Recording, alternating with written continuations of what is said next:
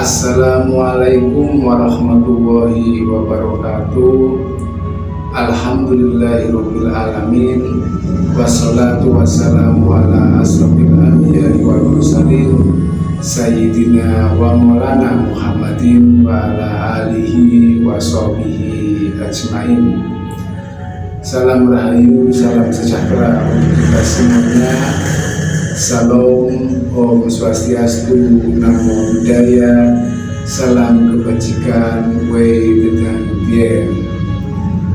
Masih bersama saya, Mbah Haroto, dengan mengulas kembali uraian ilmiah tinggi tentang metodologi metafisika tasawuf eksakta ilmiah. Teringat suatu kalimat yang disampaikan oleh kakek Profesor ayah dan kami, yaitu Profesor Qadirul Yahya, the higher dimension command lower dimension. Yang artinya kurang lebih dimensi di atasnya menguasai dimensi di bawahnya. Artinya dimensi yang lebih tinggi itu menguasai dimensi yang ada di bawahnya. Ini sangat sesuai sekali dengan kalimat ibaratnya, barang siapa yang mengejar akhirat maka dunianya pun ikut, tetapi barang siapa yang mengejar dunia maka akhirat pun tertinggal. Artinya dengan dimensi yang lebih tinggi maka kita menguasai dimensi yang di bawahnya. Begitu juga sebagaimana Nabi Muhammad beliau dalam perjalanan Mi'rajnya, beliau memasuki alam akhirat, alam-alam barzah, alam kubur, surga, neraka itu terhadap Allah Ta'ala dalam keadaan masih hidup. Artinya beliau telah melampaui dari dimensi dunia ke alam dimensi yang lebih tinggi, yaitu akhirat. Nah, ketika beliau sudah di alam akhirat, dimensi alam akhirat, beliau turun ke alam dunia kemudian menyampaikan kepada para umatnya, kemudian dengan cara menunjukkan jalannya, caranya, kendaraannya, adaptasinya, bagaimana cara beribadah kepada Allah Ta'ala atau mengenal akan Allah Ta'ala.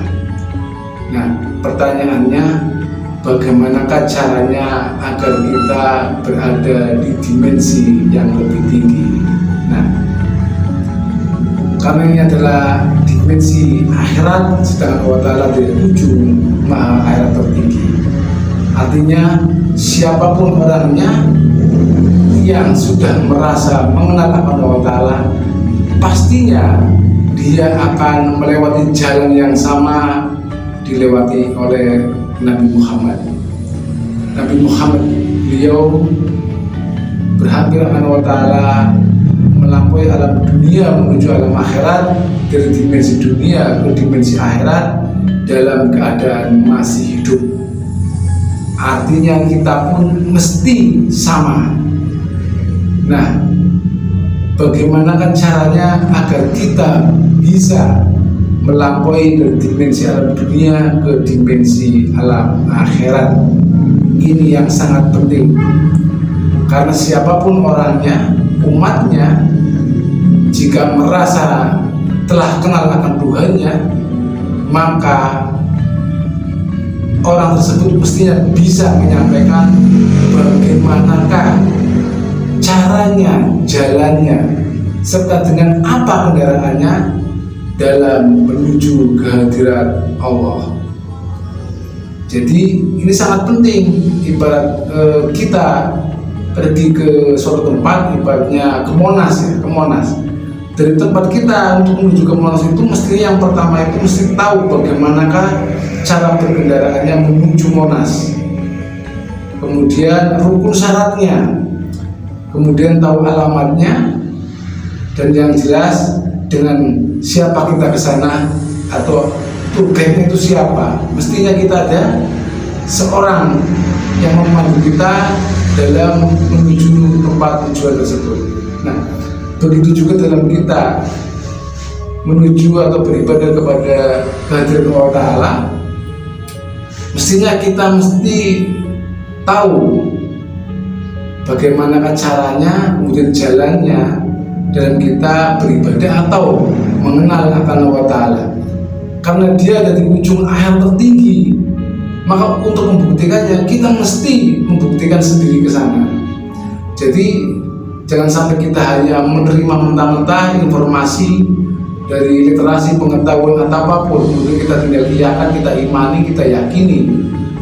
Nah, inilah kenapa Allah Ta'ala hanya parameternya adalah ilmu hakul yakin yang diterima oleh Allah Ta'ala, yaitu ilmu yang dibuktikan dengan secara empiris.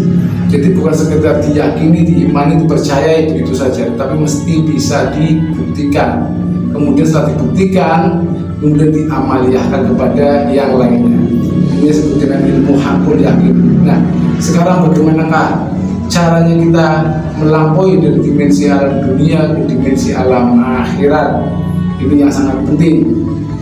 Nah, ada suatu hadis mengatakan bahwasanya dunia adalah penjara bagi orang-orang yang beriman dan surga bagi orang-orang kafir. Artinya orang yang beriman itu mesti bisa mampu melampaui alam dunia menuju alam dimensi akhirat.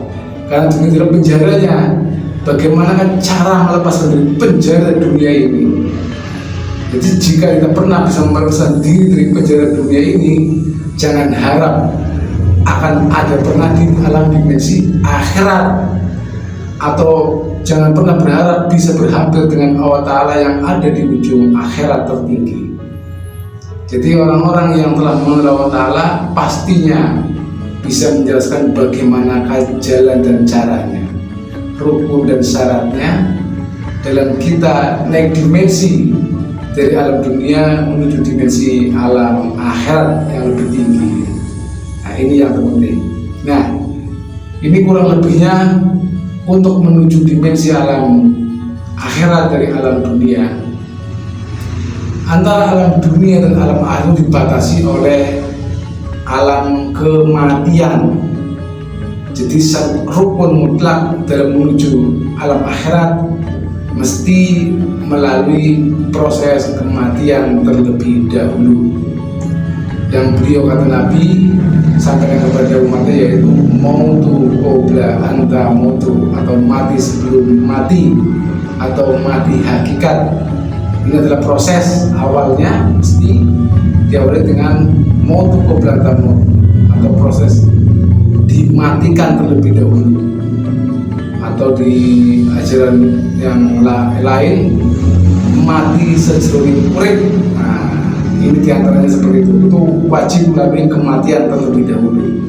Kemudian yang kedua, dalam kita melampaui alam dunia ke alam akhirat, atau dimensi dunia ke dimensi akhirat, mesti kita punya kendaraan.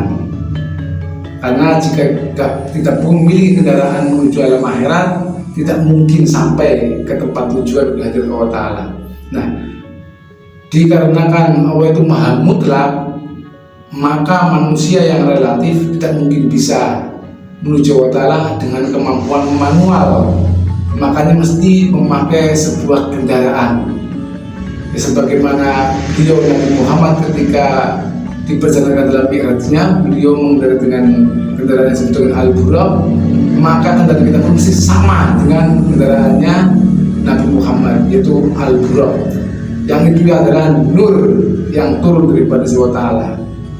Jadi untuk menuju Allah yang maha mutlak, Allah yang maha nur, maka kita mesti menggandeng dengan unsur mutlak, yaitu nurnya.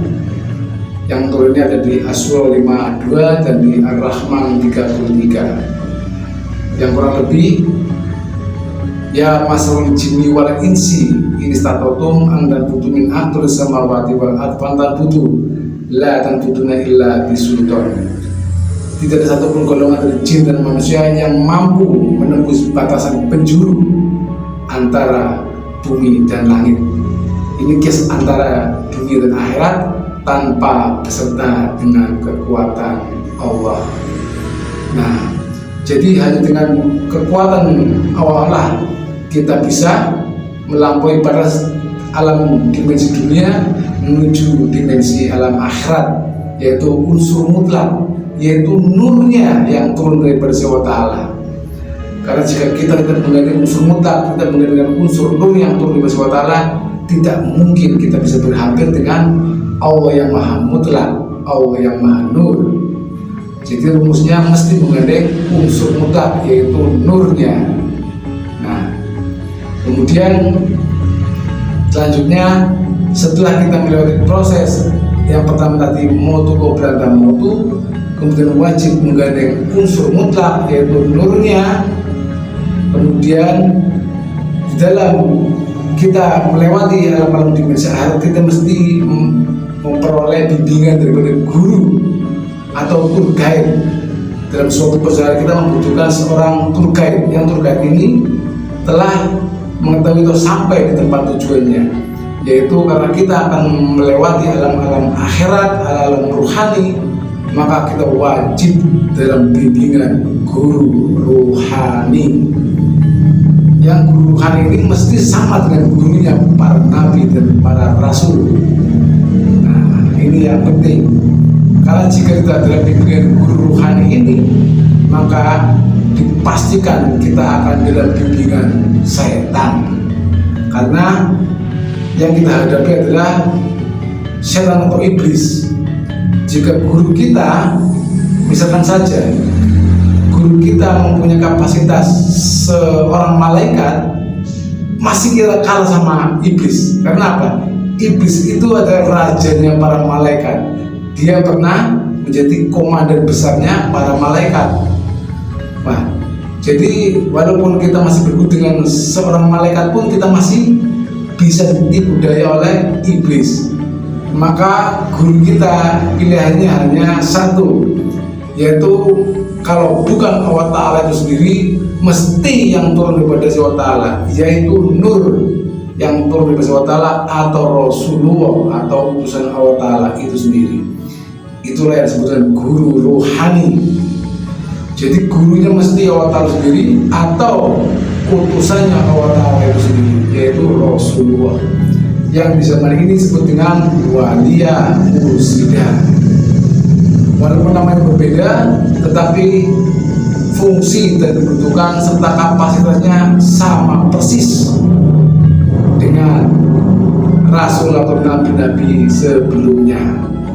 Ini yang terpenting. Kemudian dengan beserta bimbingan guru rohani ini, kita akan dibina di dalam beradaptasi di alam akhirat melalui kurikulum demi kurikulum yang akan disampaikan. Jadi ada kurikulum untuk menaikkan dimensi dari dimensi alam dunia menuju dimensi alam akhirat. Jadi kita adaptasi dari dalam dunia ke alam akhirat, dimensi alam akhirat. Tidak bisa langsung berbeda alam, tidak. Tapi mesti kita ada adaptasi sedikit demi sedikit dari kesadaran akal jasmania memasuki kesadaran akal di atasnya akal atau kesadaran ruhaniyah. Ini yang perlu adaptasi. Nah, jadi untuk bisa memasuki dimensi alam akhirat dari alam dimensi dunia, mesti melengkapi rukun dan syarat tadi yang tadi kami bilang. Yang pertama mesti melewati motu qobla anta motu. Kemudian yang kedua mesti beserta dengan unsur mutlak atau nurnya. Nah, melewati motu qobla anta motu atau mati sebelum mati dan juga menggandeng unsur mutlak, proses inilah yang disebut dengan proses baiat, penanaman nur iman dan nur kitab, kultivasi unsur mutlak, melewati proses kematian hakikat. Ini yang disebut dengan prosesi baiat, inisiasi atau baptis di di dalam agama lain. Jadi semua umat manusia dalam beragama mesti melalui proses baiat terlebih dahulu, karena kita akan memasuki dimensi alam akhirat. Kemudian yang kedua tadi selanjutnya mesti ada dalam bimbingan guru rohani, yang guru ini mesti guru sama dengan gurunya para rasul dan para nabi, yang sebenarnya disebut dengan walia mursidah. Jadi barang siapa di dalam bimbingan guru rohani maka dia dalam bimbingan syaitan, itu pasti. Jadi tidak ada namanya spekulasi, tapi ini dari ilmu pasti. Nah, kemudian bagaimanakah nasib orang yang telah beribadah menuju Allah Ta'ala tapi tidak melalui proses tadi? Dia dalam dunia, sedangkan untuk bisa sampai ke Allah Ta'ala, usul ke Allah Ta'ala mesti melalui proses tadi.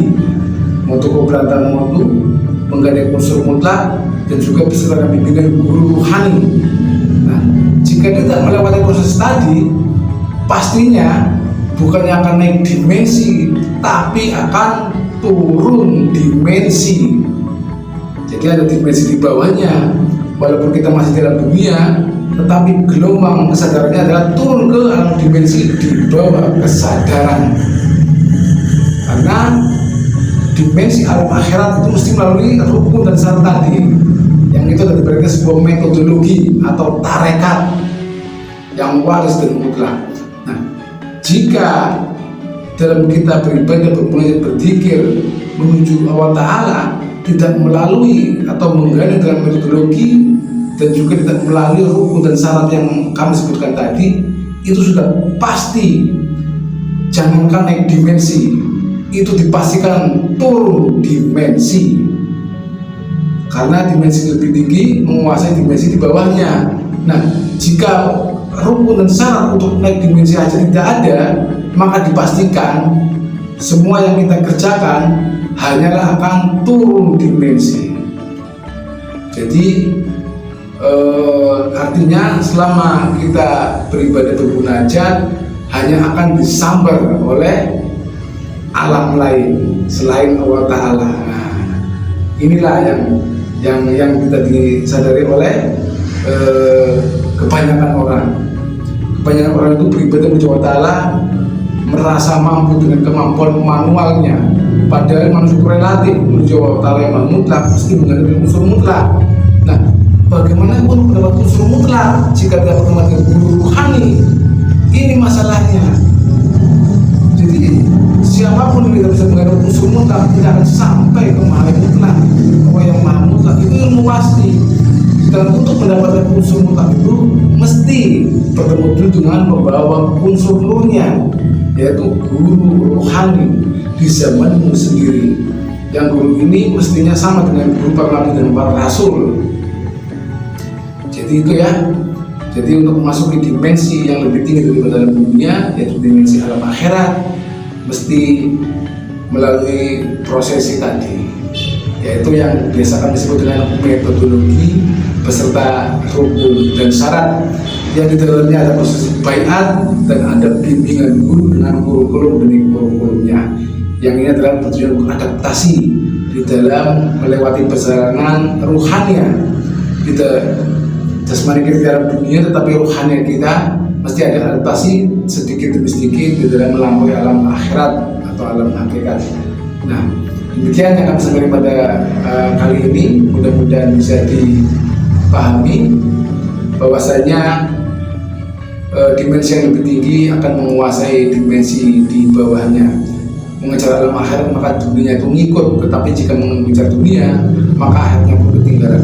Jadi jika tidak kita bertemu dengan metodologi untuk bisa menaikkan dimensi dalam dunia menuju alam akhirat, dipastikan semua ibadah dan spiritual kita akan turun dimensi, yaitu dimensi di bawah alam kesadaran akal, yang ini bisa dikontrol melalui alam sadarnya.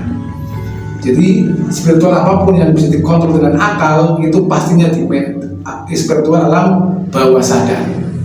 Sedangkan alam dunia mesti tunduk akan alam di atas, yaitu alam akhirat. Makanya ada spiritual yang lebih tinggi, yaitu spiritual bermetodologi yang disebut dengan agama. Nah, spiritual bermetodologi yang disebut agama inilah yang mesti melalui rukun dan syarat yang diawali dengan bayat, penanaman menurut iman dan menurut kitab, kultivasi unsur mutlak, dan juga melewati kematian terlebih dahulu. Demikian yang akan disampaikan pada kali ini. Ini adalah tentang praktek tarekat Naksabandi Ahmadiyah Nusantara. Salam kerukunan berumat beragama, salam keperluan agama tauhid, salam taklim marifat, billahi anta maksudi wa rahmatullahi. Wassalamualaikum warahmatullahi wabarakatuh.